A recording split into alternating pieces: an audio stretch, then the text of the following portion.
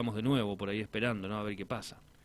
Sí, bueno, en nuestro rubro, por ejemplo, Ujú. nosotros ya veníamos con una decadencia en el mercado, lo cual, llegada la pandemia, ocurrió en, en- en mayor aceleración Claro. la caída en nuestro rubro, ¿no?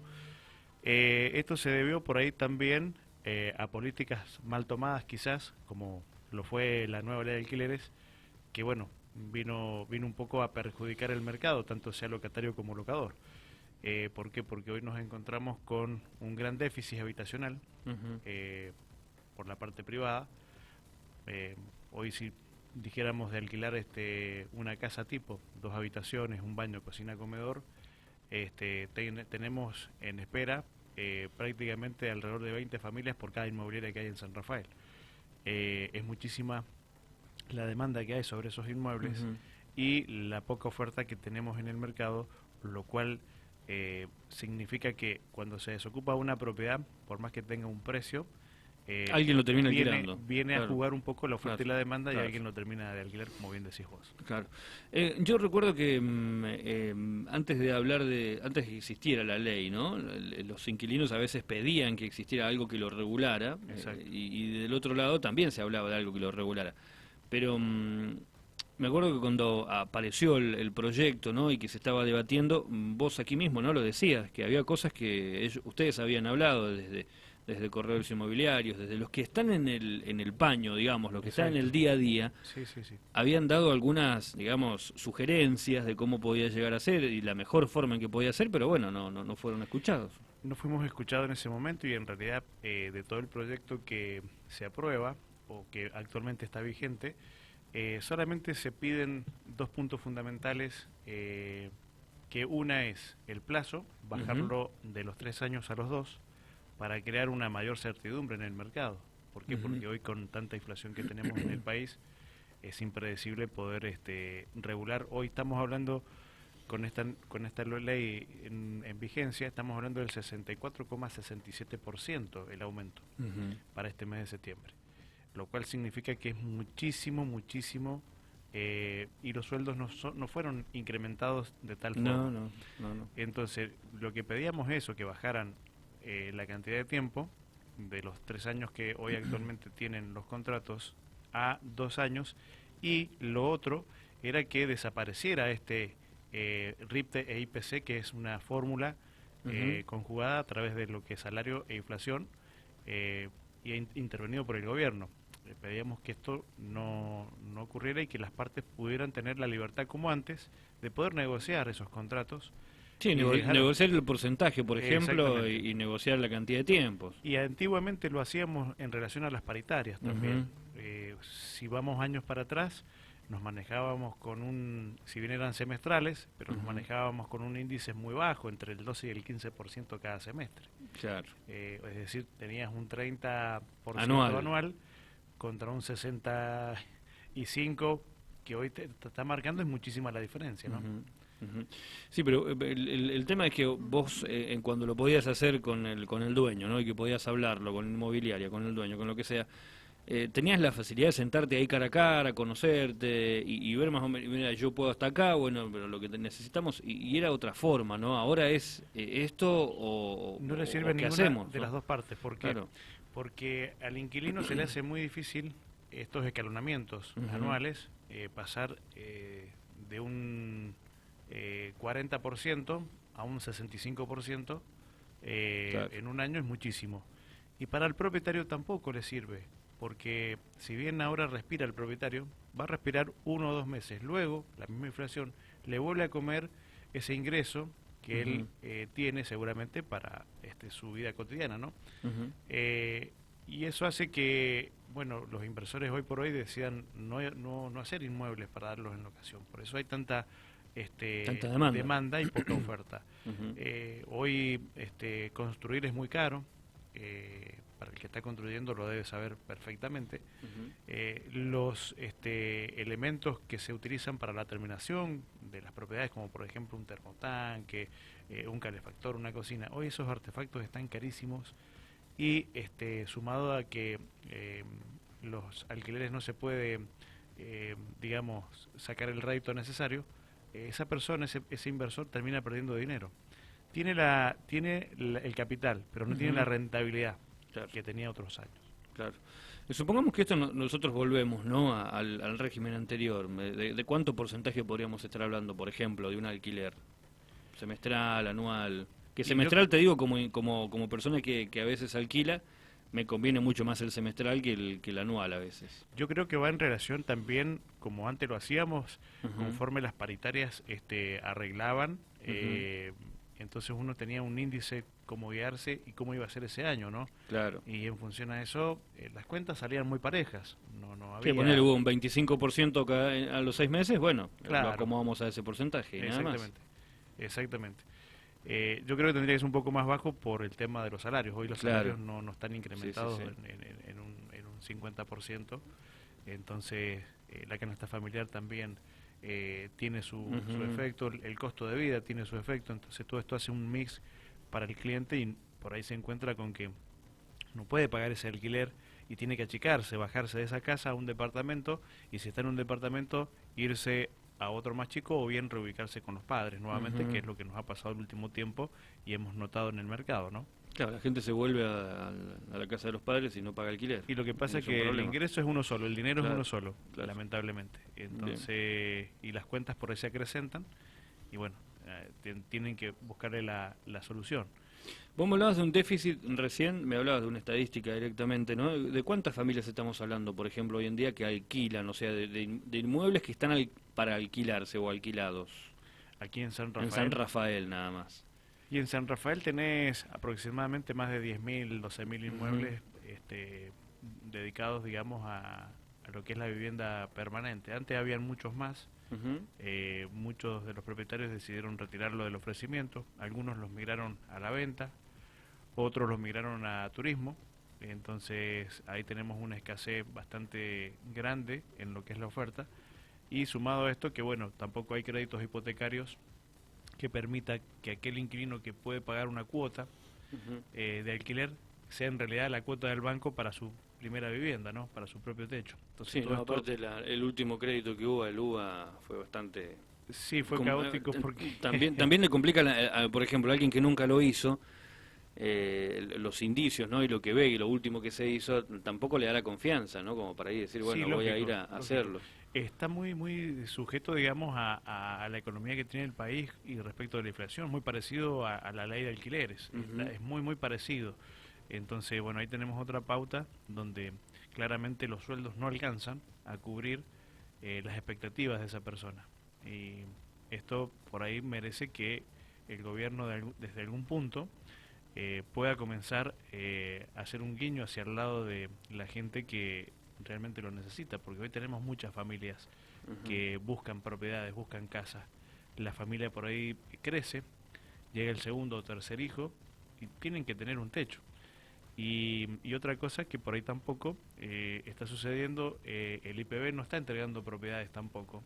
Y ahí tenemos otro factor en contra, por lo cual la demanda de alquiler es abismal, es muy alta. Claro, sigue creciendo. Sigue creciendo. Estamos hablando con Jorge Altamirano, él es justamente el delegado en la zona sur del Colegio de Corredores Inmobiliarios. Jorge, ¿y qué pasa, por ejemplo, ustedes obviamente deben conocer casos, cuando una persona llega ahora a un aumento del 60 y pico por ciento y tiene un contrato que supongamos le queda todavía 1 año y medio y la persona te dice no puedo, me tengo que ir? Bueno, generalmente en ese contrato, si está bien redactado, debe tener cláusulas por lo cual se puede rescindir, pagando lógicamente las penalidades de rigor. Pero a veces por ahí, en el caso de las inmobiliarias, a veces evaluamos muchísimo el tipo de cliente. Si el cliente es cumplidor, el cliente inquilino es cumplidor, tratamos de poder llegar a un acuerdo con ese propietario y que inclusive negociar el precio para que se quede. Claro. Más allá de que la tabla o el índice del Banco Central nos diga que hoy es un 64,67, nosotros tratamos de que llegue al acuerdo y pueda seguir ese inquilino. O sea, le buscan la vuelta a ustedes como para decir, che, mirá, busquémosle por un lado y por el otro. Claro, a los dos les conviene en ese caso. A los dos les conviene, exactamente. De alguna forma le conviene, porque bueno, se trata de un inquilino que no rompe el inmueble, que lo cuida, que paga sus servicios, paga el alquiler, y por ahí, si traes uno nuevo, es como que Sí, estás volvés a al, arrancar, estás no al lo libre conoces. albedrío de Claro, nuevo. exactamente. Claro, no sabes qué puede llegar a pasar. Hay muchas inmobiliarias, el caso nuestro es uno, por ejemplo. Nosotros evaluamos muchísimo esa postura y tratamos siempre de que los contratos cumplan con su periodo, ¿no?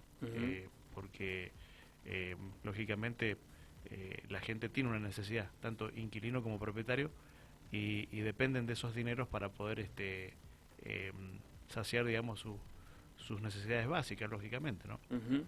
Sabes que uno de los temas que, bueno, lo has hablado vos también, te lo han preguntado los demás chicos, el tema de mascota, el tema del niño pequeño, ¿no? Es la verdad que es uno de los temas más interesantes. Pero también yo creo que tiene que ver con esto, ¿no? Con la falta de oferta, porque si hubiera una oferta mucho más amplia, no tendríamos este tipo de inconvenientes, ¿no? Porque sí, es obvio, el tipo que es dueño, o sea, yo que soy dueño de algo, yo decido también. Y está bien, porque vos sos el dueño como para decidir las cosas. Que debería estar regulado de otra manera, y no sé si el Estado no puede obligarte a vos, por ejemplo, Jorge, a decir, bueno, pero vos tenés que hacer sí o sí esto. Y sí, entramos en un problema, ¿no? Que es lo que tenemos ahora con la ley. Claro. ¿Cómo lo ven ustedes a eso? ¿Cómo lo trabajan? Me imagino que también se deben ligar el enojo de la gente, ¿no? Sí, lógicamente, porque, a ver, lo hablábamos en un programa anterior, este tema de las mascotas, este tema de los niños, está regulado por la ley.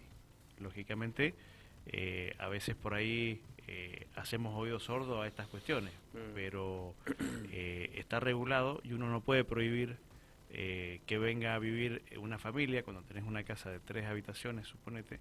Ejemplo, con niños, claro. Sin niños. Claro. A ver, la capacidad te da perfectamente. Por supuesto, se usan criterios para poder llegar al cliente que el propietario está buscando, ¿no es cierto? Pero bueno, no se trata de publicar y discriminar. ¿Por qué? Porque está regulado, lógicamente. Una persona que, por ejemplo, depende de una mascota para su desarrollo. Claro. ¿Cómo le prohibís? O sea, imposible poderle prohibir. Aparte que es un derecho constitucional, ¿sí? El hecho de que esa persona pueda tener un niño, que pueda tener una mascota, o sea, no es que esté prohibido, se ponen en los contratos prohibido, pero llegado a las manos de un juez, sí, te tienen que alquilar igual, Está en debate. Claro.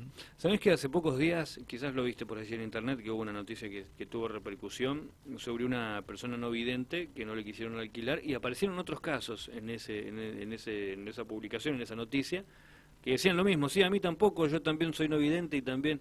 ¿Les ha pasado algo así que hayan encontrado aquí, por lo menos en el sur? No hemos tenido, digamos, el referente acá en el sur, por lo menos desde nuestro colegio no hemos tenido, digamos, esa novedad. Porque interpretamos, yo creo que el criterio que uno adopta como profesional, cuando realmente vos tratás de hacer las cosas bien dentro del marco jurídico legal, y vos estas cosas las evaluás y las charlas previo con un propietario cuando tomás una casa en administración. Claro. Pautás todos los puntos para saber dónde encontrar ese cliente que ese propietario está buscando. Entonces, desde el ámbito profesional nuestro, y te puedo asegurar que es difícil poder encontrar una noticia así, excepto que sea un particular y no conozca la ley. Claro. Pero nosotros los inmobiliarios estamos todos capacitados legalmente para este tipo de tareas. Sí, para que se hagan las cosas como son, ¿no? Como deben ser. Y conocemos muy bien el mercado y sabemos dónde está la falta y dónde no.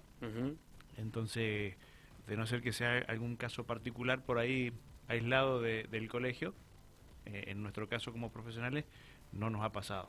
Bien. Jorge, la última. ¿Qué pasa si algo se rompe dentro del inmueble, por ejemplo? Pero no por negligencia del que lo usa, sino porque hay cosas que a veces se rompen, ¿no? ¿Quién se tiene que hacer cargo de eso? ¿O es un arreglo que lo pueden hacer como entre las partes? ¿O la ley marca que hay alguien que sí o sí tiene que hacerse cargo? Bueno, en realidad lo que la ley dice es que el propietario debe entregar un inmueble con todas las mejoras realizadas, todos los desperfectos que pudiera tener al inquilino para su uso y goce, ¿sí? Eso es lo que dice la ley. Ahora, es verdad también que en el medio puede pasar que la propiedad tenga vicios ocultos. Esos vicios ocultos quieren decir que, vamos a dar el ejemplo, no se llovía antes y ahora se empezó a llover, se empezó a filtrar el techo. Antes no había una pérdida de agua en un caño y ahora empezó a transpirarse o empezó a perder. Bueno, ¿a quién le corresponde todo eso? Eso le corresponde al propietario. Bien. Pero si, por ejemplo, una cerradura, como ha pasado en el caso de que a veces uno entrega una casa, va a la muestra, abre la puerta, cierra con llave, y uno le entrega el inmueble al inquilino y a los 2 días o a la semana dice, se me rompió la cerradura porque se me trabó, le metí una llave equivocada, ese costo de apertura que le va a cobrar el cerrajero le corresponde al inquilino. Claro. Y así hay muchas cosas que, bueno, está regulado por la ley, porque ambas partes, recordemos que hoy tienen derechos y obligaciones, tanto propietario como inquilino, ¿sí? No es más como antes, que antes el inquilino tenía la obligación de pagar y el propietario el derecho de cobrar. Hoy está regulado parejito. Claro. Entonces, se busca en el código, en función a lo que son mejoras, que es lo que le corresponde a cada parte. Pero básicamente doy un pantallazo. Es largo el tema. Sí, obviamente, porque es más. más, hasta yo te puedo llegar a decir, bueno, ¿qué pasa en el otro caso, en el que la cerradura es mala? O sea, por ejemplo, a los pocos días empezó a andar mal, y bueno, sí, ahí ya corresponde al propietario, o sea, esto ya no, pero bueno, es algo como para... Pero es algo que está regulado, o sea, está regulado y que sí o sí hay que ir y contemplarlo y charlarlo de la mejor forma, ¿no? No es que, por ejemplo, el propietario te diga, no, bueno, es problema tuyo, o al revés, no, a mí no se me rompió, hacete cargo vos, o sea, sí o sí tiene que charlarse y poder llegar a un buen puerto, porque bueno, si está regulado, podemos... Exactamente, lo que a veces se pide en esos casos es mandar un profesional, dependiéndose del tema que se trate, y que dé un diagnóstico de el artefacto roto o de lo que sea, para poder individualizar exactamente a quién le corresponde el pago o reposición de esa ruptura, ¿sí? Generalmente esto es lo que hacemos en la práctica real. Se rompió un caño, bueno, un plomero, alguien que sepa hacerlo, particulado, y vamos. Y que diagnostique si fue producto de, vamos a dar un ejemplo, justo... se me dio por colgar un cuadro y pasaba el caño de agua, taladré y lo rompí. Claro. Como también puede ser un caño que va empotrado.